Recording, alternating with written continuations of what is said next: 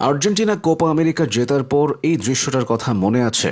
শেষ বাঁশি বাজার সঙ্গে সঙ্গেই সবাই মেসির দিকে ছুটে গিয়েছিল। আর্জেন্টিনা বিশ্বকাপ জেতার পরও এমন দৃশ্য দেখা গিয়েছিল। এবার ওতামেন্দির বুকের এই ট্যাটুর দিকে তাকান। ট্যাটুটা মেসির। ডিপল, লিয়ান্দ্রো পারেদেস, এমিলিয়ানো মার্তিনেজরা মেসিকে প্রচন্ড ভালোবাসে। টানেল থেকে আর্জেন্টিনা যখন মাঠে প্রবেশ করে সবাই মেসিকে অনুসরণ করে।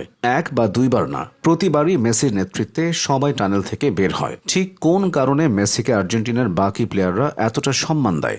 মেসি ইতিহাসের অন্যতম সেরা ফুটবলার বলে, কিন্তু ক্রিস্টিয়ানো রোনালদো তো সেরাদের একজন।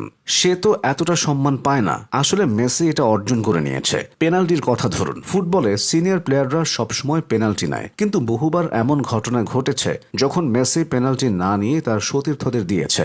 মেসি বার্সেলোনায় থাকতে নেইমারকে 11টা পেনাল্টি দেওয়ার সুযোগ দিয়েছেন, সুয়ারেসকেও 8টা দিয়েছেন। এভাবে মোট 30টা পেনাল্টি অন্যদের দিয়েছেন। আর্জেন্টিনার হয়ে লাউতারো যখন গোল খরায় ভুগছিল, মেসি তখনও লাউতারোকে পেনাল্টি নিতে দিয়েছে।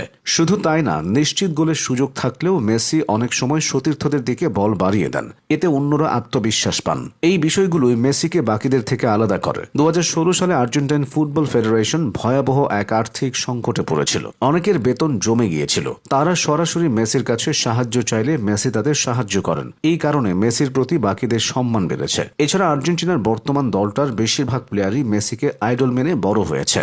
জুলিয়ান আলভারেজ জন্মেছেন 2000 সালে, এনজো ফার্নান্দেজ জন্মেছেন 2001 সালে। মেসি যখন একের পর এক ব্যালন ডিওর জিতছেন, তখন এনজো, আলভারেজ, আলমাদা, নিকো পাজরা কিশোর বয়সের। মেসির সাফল্য দেখে তারা একটা স্বপ্ন নিয়েই বড় হয়েছে, যেভাবেই হোক মেসির সঙ্গে খেলতে হবে। আর সেই স্বপ্ন যখন পূরণ হয়, তখন তারা শতভাগ উজাড় করে দিয়ে খেলে। তারা মেসির জন্য সবকিছু জিততে চায়।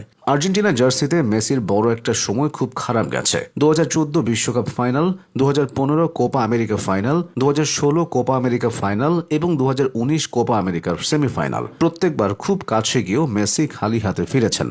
2014 থেকে 2019 এই সময়টায় মেসি আর্জেন্টিনার মানুষের কাছ থেকে যে পরিমাণ সমালোচনা আর অপমান সহ্য করেছেন, তা অন্য কেউ হলে হয়তো জাতীয় দলই ছেড়ে দিত।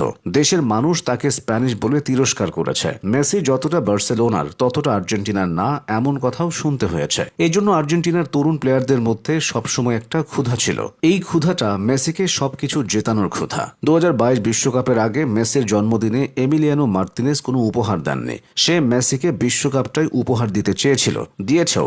শেষ করা যাক মেসির নেতৃত্ব ও বিনয় দিয়ে। 8 বার ব্যালন ডিওর জিতলেও মেসির মধ্যে তেমন অহংকার বোধ নেই। তার মধ্যে সবসময় আমি নয়, আমরা মানসিকতা দেখা যায়। সিনিয়র প্লেয়ারদের মধ্যে সম্মান পাওয়ার যে আকাঙ্ক্ষা থাকে, মেসির মধ্যে সেটা নেই। একজন ফুটবলার যার জেতার মতো কিছু বাকি নেই, সে যখন জুনিয়র প্লেয়ারদের আপন করে নেবে, তখন